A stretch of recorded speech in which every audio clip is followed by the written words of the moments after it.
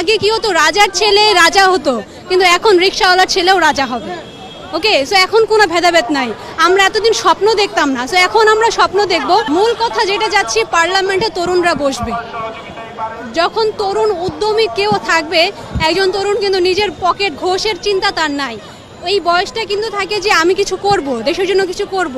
So এই তরুণরা পার্লামেন্টে কিন্তু এর আগে সুযোগ পায়নি, তো এখন যেটা হচ্ছে এবং হবে, সো এই স্বপ্নটাই আমরা দেখি। যে গ্রামে, প্রত্যন্ত গ্রামে থাকি না কেন, আমি প্রেসিডেন্ট হব, এই স্বপ্ন আমার মধ্যে এখন আছে।